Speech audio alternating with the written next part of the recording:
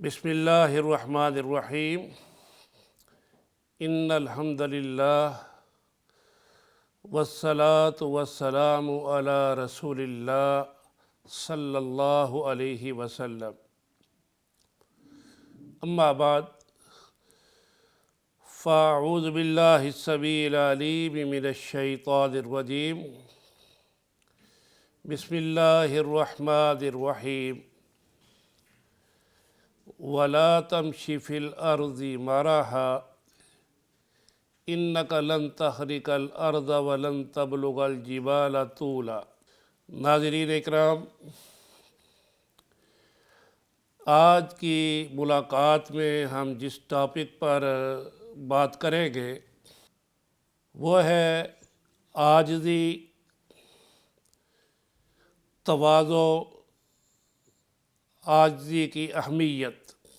تواضع اختیار کرنا، عاجزی اختیار کرنا، حقیقت بات یہی ہے کہ تمام تر کامیابیاں اللہ رب العالمین نے اسی کے اندر رکھی ہیں۔ شریعت کے احکامات، آپ صلی اللہ علیہ وسلم کی سیرت، اصحاب رسول کا اسوہ، یہ سب چیزیں وہ ہیں جو ہمیں یہ بات سکھاتی ہیں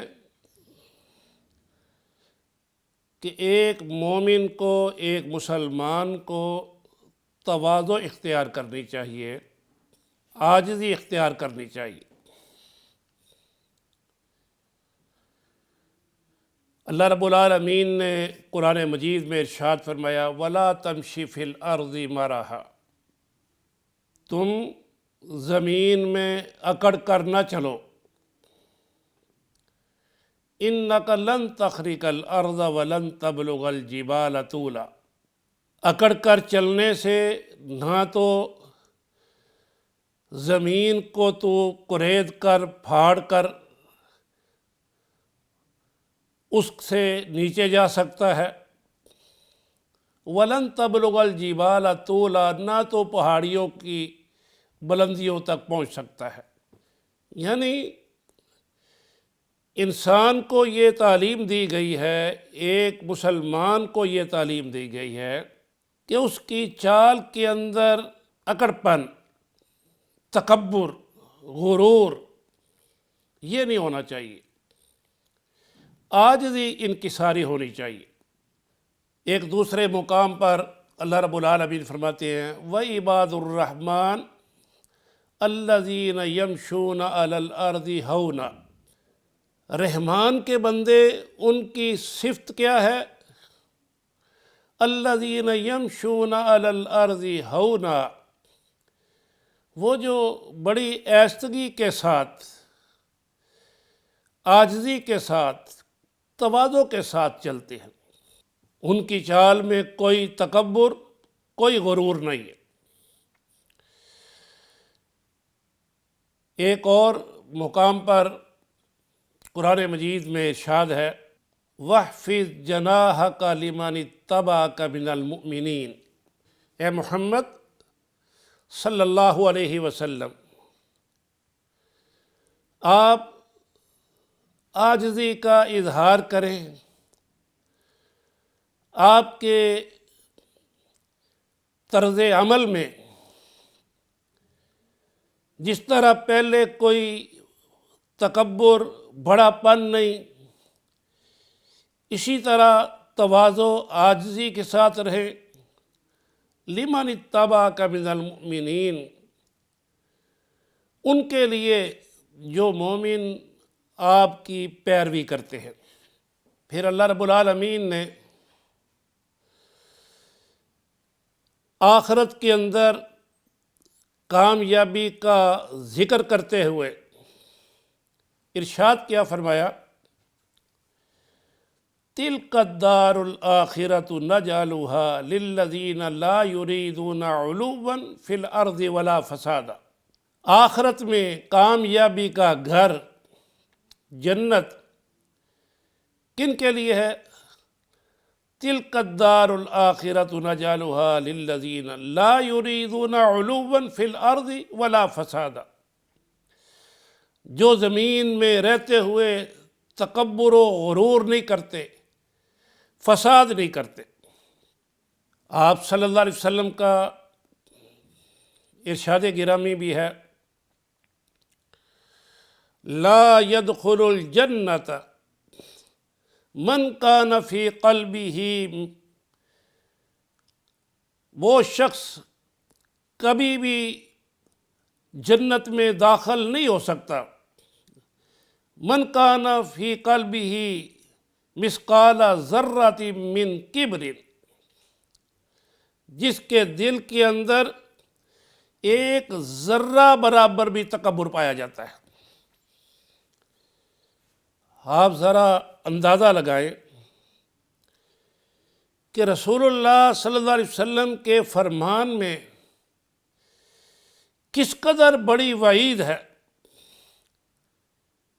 آپ صلی اللہ علیہ وسلم نے فرمایا وہ شخص جنت میں جا ہی نہیں سکتا، لا يدخل الجنت من کان فی قلبہ مثقال ذرۃ من کبر، جس کے دل میں ایک ذرہ برابر بھی تکبر ہے۔ پھر رسول اللہ صلی اللہ علیہ وسلم نے ایک اور حدیث مبارکہ میں ارشاد فرمایا ما تواضع احد للہ الا رفعہ اللہ، کوئی شخص بھی جو عاجزی انکساری صرف اللہ کی رضا کے لیے کرتا ہے، اور جو اللہ کی رضا کے لیے عاجزی انکساری کرتا ہے، تواضع کرتا ہے، الا رفعہ اللہ، اللہ اس کے رتبے بلند کر دیتے ہیں۔ اللہ لوگوں کے دلوں کے اندر اس کی محبت پیدا کر دیتے ہیں، لوگوں کے دلوں کے اندر ان کا احترام بڑھ جاتا ہے۔ تو یہ سب چیزیں کس لیے ہیں؟ ان لوگوں کے لیے جو عاجزی انکساری کا اظہار کرتے ہیں۔ آپ اگر دیکھیں تو سب سے پہلا متکبر کون تھا؟ شیطان۔ قرآن مجید میں اللہ رب العالمین نے ارشاد فرمایا کہ شیطان نے کس طرح تکبر کیا؟ کہنے لگا خلقتنی من نار وخلقتہ من طین، یا اللہ تو نے مجھے آگ سے بنایا ہے، اسے آدم کو مٹی سے بنایا ہے، آگ جو ہے یہ مٹی کو کیسے سجدہ کر سکتی ہے؟ میں بڑا ہوں، یہ ادنا ہے۔ سب سے پہلے کائنات کے اندر تکبر کرنے والا یہ شیطان۔ معلوم کیا ہوا کہ تکبر، غرور یہ شیطانی فعل ہے۔ اللہ رب العالمین کو یہ شیطانی فعل قطعاً پسند نہیں، اس لیے ہر شخص کو، مومن کو، مسلمان کو عاجزی انکساری کا اظہار کرنا چاہیے۔ پھر قرآن مجید میں اللہ رب العالمین نے ایک انتہائی متکبر شخص کا ذکر کیا ہے، قارون کا۔ فرمایا ان قارون کان من قوم موسیٰ، بنی اسرائیل کا ایک آدمی حضرت موسیٰ علیہ السلام کی قوم کا ایک آدمی قارون تھا۔ فبغى علیہم وآتیناہ من الکنوز ما ان مفاتحہ لتنوء بالعصبۃ الی القوہ، فرمایا کہ ہم نے اس کو دنیاوی نعمتوں سے مال و مال کر رکھا تھا، بے عد و حساب دنیاوی انعامات اللہ نے اس کو دیے ہوئے تھے۔ اتنا مال، اتنے خزانے اتنی دولت کہ اس کے خزانے کی چابیاں پوری ایک جماعت مل کر اٹھاتی تھی، لیکن جب اللہ کی طرف سے انعامات کی بارش ہو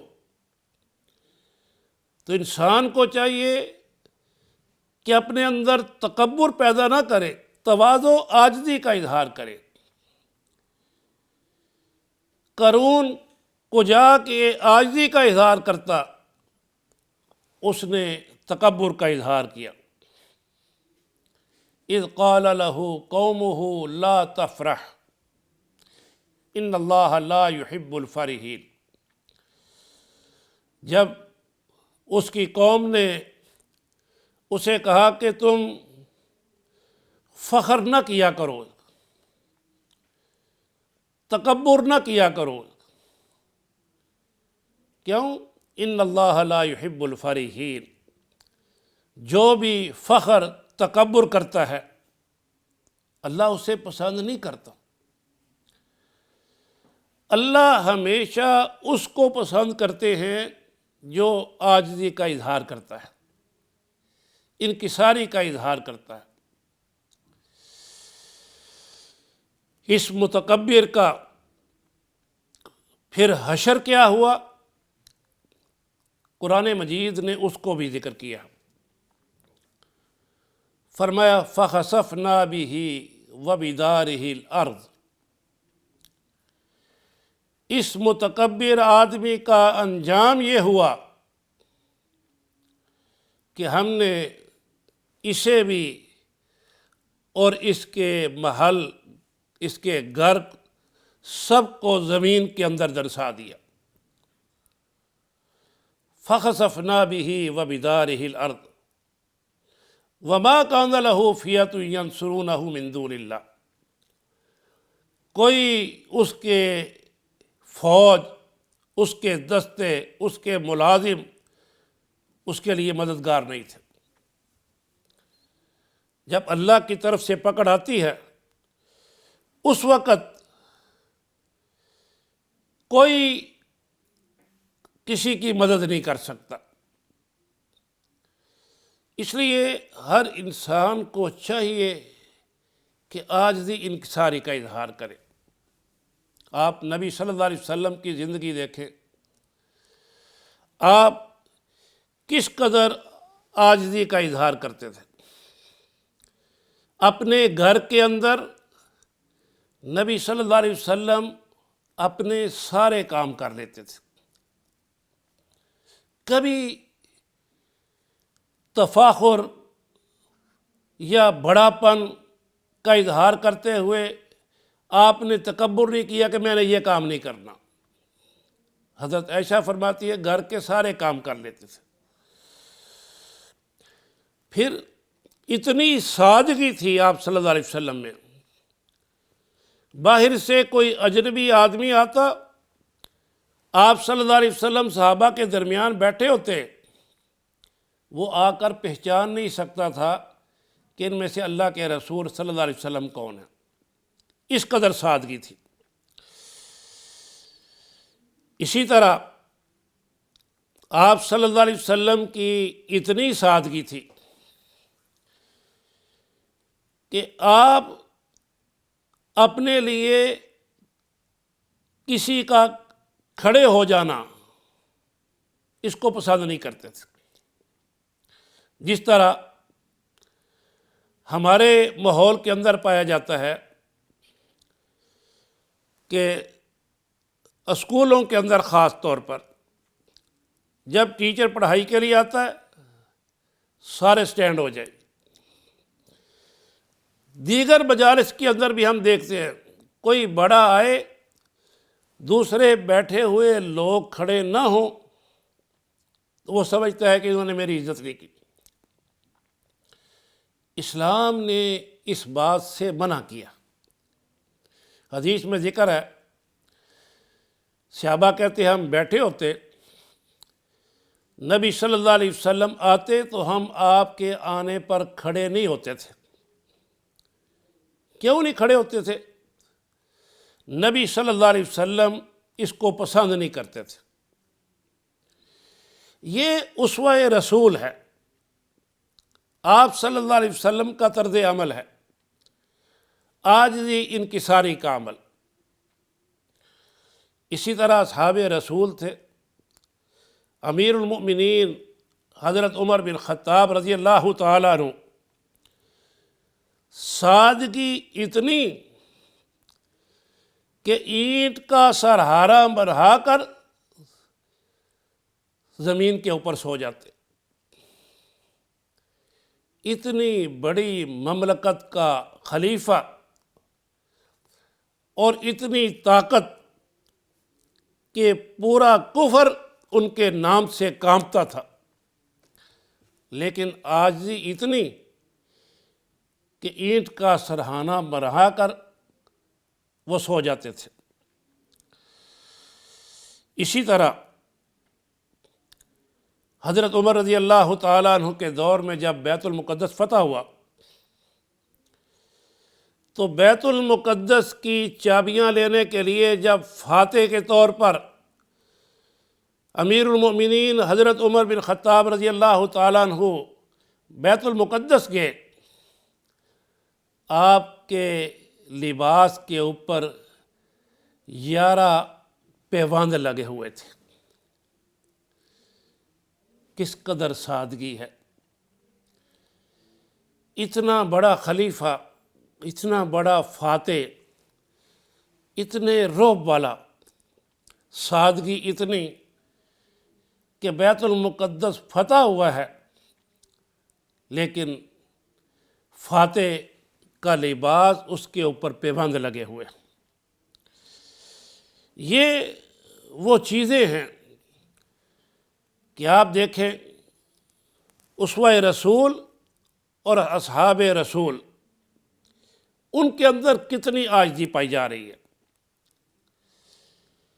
دین اسلام کے اندر ایک انسان کی عام حالت فرمایا اس کے اندر عاجزی انکساری کا اظہار کرو، لیکن جب دشمن سامنے ہو اس کے دل میں رعب بٹھانے کے لیے پھر حکم ہے اعلی کلمت اللہ کے لیے، دشمن کے دلوں میں رعب بٹھانے کے لیے سینہ تان کر چلنا ہے۔ نبی صلی اللہ علیہ وسلم جب صلح حدیبیہ کے بعد عمرہ کے لیے مکہ گئے، مسلمانوں کو احرام کی حالت میں کیا کہا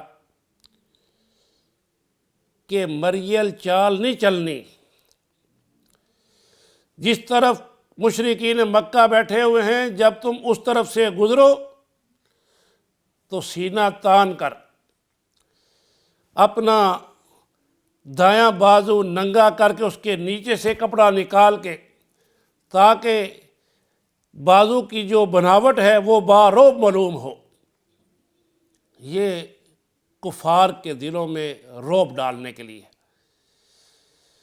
تو یہ پہلے جو 7 چکر ہے، فرمایا جس طرف وہ کفار بیٹھے ہیں اس طرف جب آپ نے جانا ہے تو سینہ تار کر تیز تیز چلنا ہے۔ وہ اسوہ رسول، تعلیم رسول ہمیشہ کے لیے بن گئی۔ اس لیے ہمیں بھی یہ چاہیے کہ ہم اسوہ رسول کے مطابق اپنی زندگی گزاریں، جس کے اندر عاجزی انکساری ہو۔ اللہ سے دعا ہے اللہ تبارک و تعالی ہمیں عمل کرنے کی توفیق عطا فرمائے۔ وما علینا الا البلاغ المبین۔ راہ پہ جس نے کانٹے بچھائے، گالیاں دی پتھر برسائے، اس پہ چھڑکی پیار کی شبنم، میرے محمد کل کے مجسم، صلی اللہ علیہ وسلم، صلی اللہ